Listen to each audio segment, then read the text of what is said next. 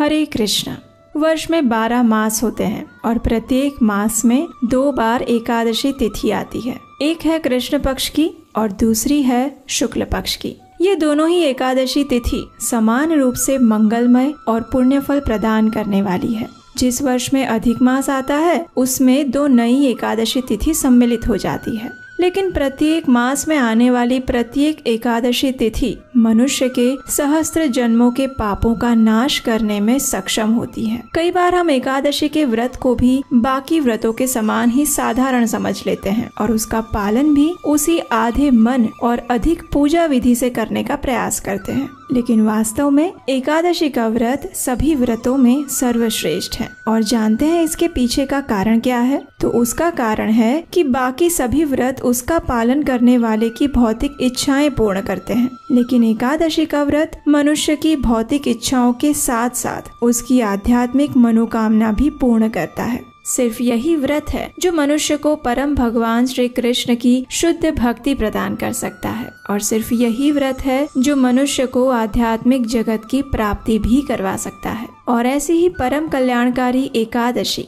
यानी वरुथिनी एकादशी, वैशाख मास के कृष्ण पक्ष में आने वाली ये एकादशी इस बार 4 मई 2024 शनिवार के दिन आ रही है। इस एकादशी का महात्म्य सुनाते हुए परम भगवान श्री कृष्ण बताते हैं कि जो भी व्यक्ति इस मंगलमय एकादशी व्रत का पालन करता है उसे जन्म मृत्यु के चक्र से मुक्ति मिल जाती है। इतना ही नहीं, जब कोई व्यक्ति सूर्य ग्रहण के समय कुरुक्षेत्र में 40 किलो सुवर्ण का दान करता है, उससे जो पुण्य फल मिलता है वही फल इस एकादशी का नियम पूर्वक पालन करने वाले व्यक्ति को भी मिलता है। इसी एकादशी के पालन से राजा मांधाता को मुक्ति मिली थी और राजा धुंधुमार भी भगवान शिव के श्राप से मुक्त हुए थे। इस कथा के विषय में कहा गया है कि जो भी मनुष्य इस संपूर्ण कथा का ध्यान पूर्वक श्रवण करता है उसे वरुथिनी एकादशी का पालन करने का भी पुण्य फल प्राप्त होता है। तो आइए इस वरुथिनी एकादशी के उपलक्ष्य में हम एक पौराणिक कथा का श्रवण करते हैं। इक्ष्वाकु वंश में जन्मे राजा धुंधुमार अत्यंत तेजस्वी और पराक्रमी थे।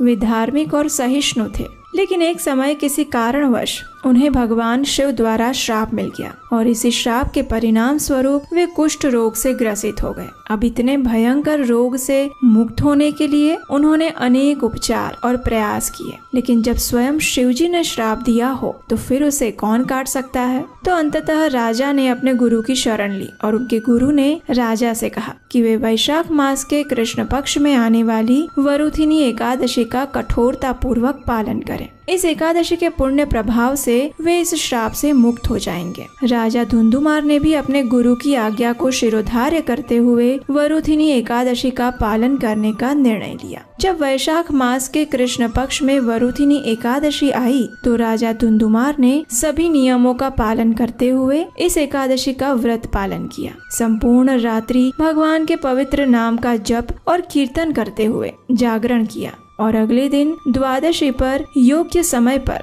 शास्त्रोक्त विधि से एकादशी व्रत का पारण किया। जैसे ही राजा ने इस एकादशी का समापन किया, उसका पारण किया, उसी क्षण राजा भगवान शिव के श्राप से मुक्त हो गए। उन्हें अपना पूर्व कांतिमय शरीर पुनः प्राप्त हुआ और जीवन के अंत में उन्होंने आध्यात्मिक गंतव्य को प्राप्त किया। सतयुग में महान राजा मांधाता का साम्राज्य था। ये राजा अत्यंत विनम्र, चरित्रवान, शक्तिशाली और आध्यात्मिक थे। उनके साम्राज्य में चारों ओर सुख, समृद्धि और शांति का वास था। राजा सदैव वैदिक आदेशों का पालन करते थे और प्रत्येक मास में आने वाली दोनों एकादशी तिथि का भी पालन करते थे। वैशाख मास के कृष्ण पक्ष में आने वाली वरुथिनी एकादशी का भी उन्होंने श्रद्धा और नियम पूर्वक पालन किया। संपूर्ण दिन हरिनाम का जप और कीर्तन करते हुए उपवास करके व्यतीत किया और रात्रि में भी भगवान का नाम जप और कीर्तन करते हुए जागरण किया और उसके परिणाम स्वरूप उन्हें मुक्ति प्राप्त हुई।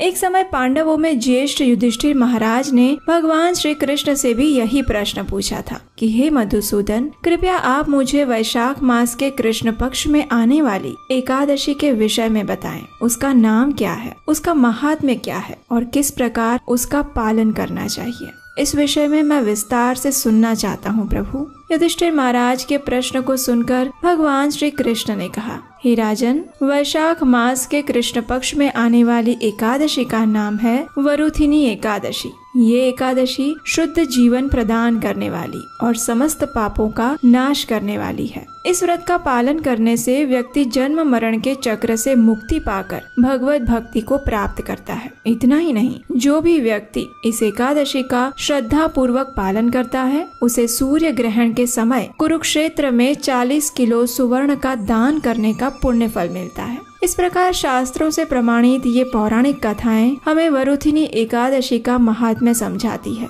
वैशाख मास के विशेष मास में आने वाली ये एकादशी मनुष्य के सहस्त्र कोटि पापों का क्षय करती है और उसे असीमित पुण्य फल प्रदान करती है। नारद पुराण में वशिष्ठ मुनि द्वारा कहा गया है कि गंगा, गया, काशी, पुष्कर, कुरुक्षेत्र, रेवा, वेदिका, यमुना और चंद्रभागा में से कुछ भी भगवान हरि के दिवस एकादशी के समान नहीं है। हे राजन, यदि कोई अनजाने में भी एकादशी का पालन कर ले तो उसके समस्त पाप तत्क्षण नष्ट हो जाते हैं और वो सरलता पूर्वक आध्यात्मिक लोक को प्राप्त होता है। तो फिर जो व्यक्ति पूर्ण श्रद्धा और निष्ठा से इस एकादशी व्रत का पालन करेगा उससे मिलने वाले फल का तो मूल्यांकन कर पाना ही असंभव है। एकादशी के व्रत की सबसे विशेष बात यही है कि ये मनुष्य की सभी भौतिक इच्छाओं और मनोकामनाओं को तो पूर्ण करता ही है, लेकिन उसके साथ साथ उसे आध्यात्मिक स्तर पर भी प्रगति करने में सहायक बनता है, उसे सर्वोच्च आध्यात्मिक गंतव्य प्रदान करता है। तो आइए अब हम देखते हैं इस एकादशी का पालन करने की शास्त्रोक्त विधि क्या है। सर्वप्रथम एकादशी तिथि के दिन सुबह ब्रह्म मुहूर्त में उठ जाएं,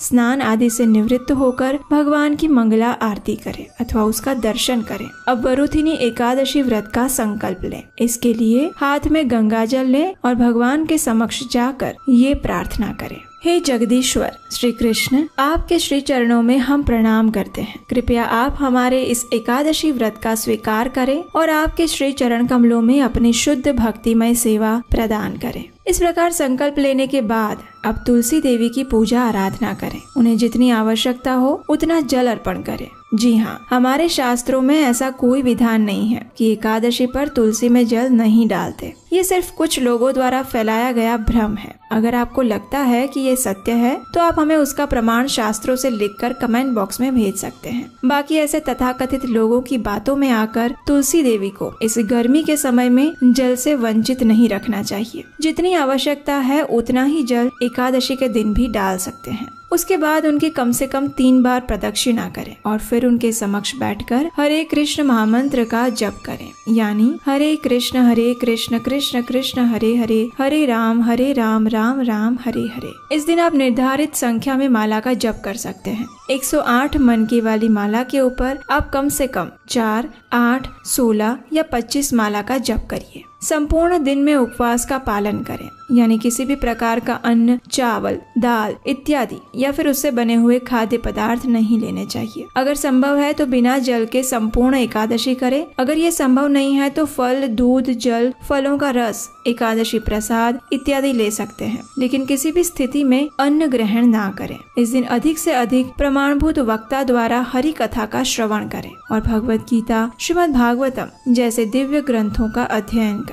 अनावश्यक चीजों में समय व्यर्थ ना करें। गुस्सा करना, निंदा करना, झूठ बोलना, अधिक सोना इत्यादि कार्यों से दूर रहें। अगले दिन द्वादशी पर प्रातः ब्रह्म मुहूर्त में उठ जाएं और फिर से स्नान इत्यादि से निवृत्त होकर निर्धारित पारण समय पर इस एकादशी व्रत का पारण करें। अगर आप ये जानना चाहते हैं कि इस एकादशी पर पारण कैसे करना चाहिए तो उसका विशेष और विस्तृत वीडियो हम आपके लिए कल लेकर आएंगे। तो अगर अभी तक आपने इस चैनल को सब्सक्राइब नहीं किया है तो जल्दी से कर लीजिए, जिससे कि आने वाले वीडियो का नोटिफिकेशन आपको मिल जाए। इसके लिए आप हमारे व्हाट्सएप ग्रुप और चैनल के साथ भी जुड़ सकते हैं। अगर आपको एकादशी की हमारी कथाएं सुनना अच्छा लगता है और अगर आप हमारे इस वैदिक ज्ञान का प्रचार करने के कार्य की सराहना करते हैं और इस कार्य में आप भी अपना योगदान देना चाहते हैं तो स्क्रीन पर दिए गए नंबर पर आप हमें अपना आर्थिक सहयोग भेज सकते हैं। आपके सहयोग से हमें आने वाली कथाओं को बेहतर रूप में प्रस्तुत करने में सहायता मिलेगी। तो चलिए आने वाली इस वरुथिनी एकादशी का संपूर्ण श्रद्धा और निष्ठा पूर्वक पालन करते हैं और परम भगवान श्री कृष्ण से यही प्रार्थना करते हैं कि वे हमें अपनी शुद्ध भक्तिमय सेवा प्रदान करें। हरे कृष्ण।